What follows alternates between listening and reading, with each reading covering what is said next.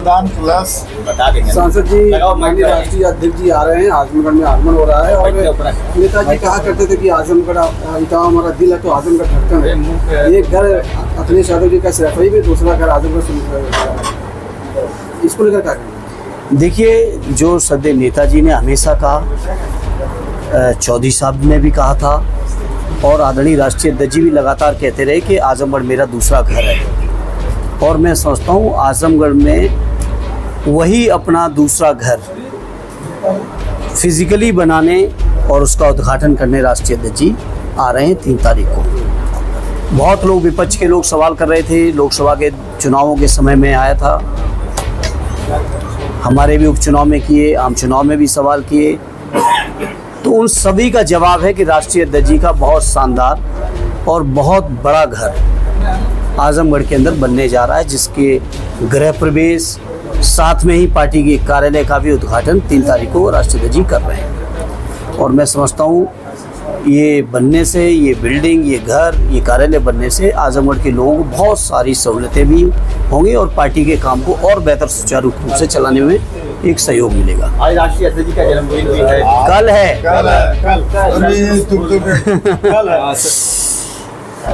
करीब पूरे उत्तर प्रदेश में 5000 स्कूल गवर्नमेंट बंद कर रही है और सिर्फ आजमगढ़ में करीब 200 स्कूल बंद कर रहे हैं। इसके पीछे सरकार की क्या मंशा है? सरकार की मंशा, जिसके बारे में हम समाजवादी लोग हमेशा सचेत करते रहे हैं कि भारतीय जनता पार्टी के लोग, ये आरएसएस के लोग ये नहीं चाहते हैं कि गरीब लोगों को शिक्षा मिले, दलित पिछड़ों को, आदिवासियों को शिक्षा मिले, हमारे मुसलमान भाई शिक्षित हों। क्योंकि आप सब जानते हैं शिक्षा वो शेरनी का दूध है, जो पीता है वो दहाड़ता है। और ये सत्ता में बैठे लोग, ये सामंतवादी लोग जो लगातार अपनी सामंतशाही चलाए रखना चाहते हैं, ये नहीं चाहते हैं कि गरीबों के बच्चे पढ़ लिख के उनसे सत्ता से सवाल करें। और यही नीयत है कि लगातार बीजेपी के लोग पहले शिक्षा के बाज़ियातीकरण को लगातार बढ़ाया, यूनिवर्सिटियों की फ़ीसों को बढ़ाया, यूनिवर्सिटियों में सेल्फ फाइनेंस कोर्स को बढ़ाया, प्राइवेट तमाम यूनिवर्सिटियों को बढ़ाते रहे, गवर्नमेंट यूनिवर्सिटीज़ बढ़ी नहीं। अब तो और नौनिहाल छोटे छोटे बच्चे, 3 साल, 4 साल, 5 साल, 6 साल, 8 साल के बच्चे भी शिक्षा ना पा जाएं गरीबों के परिवार के। इसलिए लगातार ये नीयत चल रही है इनकी, और ये नीयत और मनसा समाज के सामने है। लोग इंतज़ार कर रहे हैं कि कब चुनाव आए और ऐसे गरीब विरोधी लोगों को सत्ता से बाहर का रास्ता दिखाएं। सर, एक सवाल और। अभी उड़ीसा का एक सोशल मीडिया पर वीडियो वायरल हुआ जहां थे, एक गाय खरीद करके ले आ रहे थे, उसके ऊपर जो है कि उनको गौ तस्करी का इल्जाम लगा करके उनको जो है कि मारा पीटा गया और गंदे नाले का पानी पिलाया गया और पैरों के घुटनों के बल चलाकर उन्हें घास खिलाई गई। देखिए, यही बात हम समाजवादी लोगों ने हमेशा कहा और आदरणीय राष्ट्रीय अध्यक्ष जी लगातार इसी लड़ाई को लड़ रहे हैं। दलित पिछड़ों के साथ जो अमानवीय व्यवहार हो रहा है, जो जानवरों की तरह व्यवहार हो रहा है, आज़ादी के कहने को अमृतकाल मनाया जा रहा है बीजेपी की तरफ से, लेकिन इस अमृतकाल आने तक इतने साल गुजरने के बाद भी अभी हमारे दलित पिछड़ों को पूरी तरह से सामाजिक आज़ादी नहीं मिल पाई है। सामाजिक सम्मान और स्वाभिमान का जीवन अभी नहीं मिला है, जिसकी लड़ाई को लगातार राष्ट्रीय अध्यक्ष जी लड़ रहे हैं और लड़ेंगे। जैसा उड़ीसा की घटना के बारे में आपने चर्चा की, यही हाल इटावा में हुआ।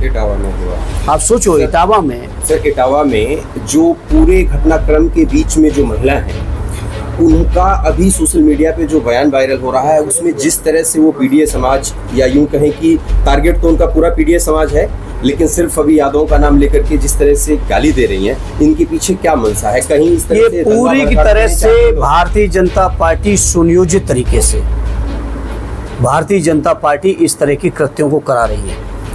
क्या ये संभव था कि इस तरह की बयानबाजी के बाद अगर सरकार चाहती तो ऐसे लोगों पे कार्रवाई ना होती? और कार्रवाई नहीं हो रही है। लगातार उन्हें मीडिया में स्पेस दिया जा रहा है, लाइव डिबेट्स चलाए जा रहे हैं। क्या आपको मीडिया के साथियों, आपको अंदाज नहीं लग रहा है कि बीजेपी इसके पीछे नहीं है? बीजेपी के लोग समाज के अंदर नफरत फैलाना चाहते हैं। और जो आदरणीय अखिलेश यादव जी की जो पीडीए की ताकत है, जिस पीडीए की ताकत में न केवल हमारे पिछड़े समाज के, हमारे दलित, हमारे मुसलमान भाई, हमारे आदिवासी, बल्कि बहुत सारे वो श्रमण लोग भी हैं, अगली जाति के लोग भी हैं, जो लोग लगातार इस तरह के लोगों के हकों की लड़ाई लड़े हैं। उनके बीच में ये नफरत फैलाने का प्रयास है भारतीय जनता पार्टी का। लेकिन समाजवादी लोग दृढ़ संकल्पित हैं अपने दलित, पिछड़े, आदिवासी और समाज के हर पीड़ित व्यक्ति के न्याय दिलाने के लिए, हक, सम्मान और स्वाभिमान का जीवन देने के लिए हम लोग दृढ़ संकल्पित हैं। और ये संघर्ष, ये लड़ाई जहाँ तक भी लड़ने की आवश्यकता होगी हम लोग लड़ेंगे। सांसद जी, आजमगढ़ के जिला अध्यक्ष भारतीय जनता पार्टी के स्वास्थ्य की व्यवस्थाओं पर सवाल उठाया है और एफिडेविट देकर जो है सीएम के खिलाफ जो कि यहाँ पर जो है तो क्या कहना है? देखिए, उनके बारे में अकेले मुझे क्या कहनी, हम समाजवादी लोग तो लगातार कह रहे हैं। आप समाजवादियों के बारे में सवाल ही नहीं कर रहे हो। समाजवादी तो लगातार भ्रष्टाचार को उजागर कर रहे हैं जब से सरकार बनी है केंद्र में या प्रदेश में भारतीय जनता पार्टी की। लेकिन अच्छी बात है कि उन्होंने भी कम से कम इस बात को स्वीकार किया, वो भी एफिडेविट देके स्वीकार किया। अब देखना है कि सरकार क्या फैसला लेती है। सर, आउटसोर्सिंग को लेकर के खैर ये प्रॉब्लम तो पिछले 10 सालों से बहुत ज़्यादा बढ़ गई है। पहले भी ठेकेदारी हुआ करती थी, लेकिन हाल ही में ये जो है कि एक आजमगढ़ का मामला है जहां ये पीजीआई से कुछ गार्ड हैं उन लोगों को निकाला जा रहा है। हाँ, लगभग 110 कर्मचारी हैं। आज सुबह वो डेलीगेशन मुझसे मिला था और संबंधित अधिकारियों से मैंने बात भी की है। ये बीजेपी के लोगों की नीयत खराब है। पहले तो आउटसोर्सिंग की इसलिए कि आरक्षण खत्म हो, आउटसोर्सिंग इसलिए की कि गरीबों का शोषण हो सके। हम लोग तो लगातार इस पक्ष में रहे कि नहीं, परमानेंट नौकरियां होनी चाहिए। और इस बात को मैं केवल आपके बीच खड़े होकर आजमगढ़ में नहीं कह रहा हूँ, इस बात को मैंने संसद की पटल पर भी जिस मजबूती के साथ मैं कह सकता था, मैंने इस बात को उठाया था। ये आउटसोर्सिंग कर्मचारियों के साथ अन्याय है, इनजस्टिस है। और फिर ये नई नई एजेंसी जब चेंज होती है, नई नई कंपनियां बदलती हैं, तो ये अलग से तरीके से कर्मचारियों का शोषण करती है। जैसा उदाहरण के तौर पे आज आजमगढ़ मेडिकल कॉलेज के 110 कर्मचारियों की जो दुख भरी कहानी है, मैंने सुनी आज और संबंधित अधिकारियों से बात भी की। बहुत दुख भरी कहानियाँ हैं। लोगों ने 2011 से लेके आज तक काम कर रहे थे, पिछले 12-14 सालों से। कोविड के समय अपनी जीवन को, जान को जोखिम में डाल के, अपने परिवार के ऊपर रिस्क पूरा उठा के इन लोगों ने सेवाएं की हैं। आज वो कर्मचारियों की कंपनी बदली है तो आज कर्मचारी बाहर, कल कोई और कंपनी आएगी तो ये जो कर्मचारी बाद में आएंगे वो भी बाहर। तो ये शोषण का माध्यम है, ये नहीं होना चाहिए।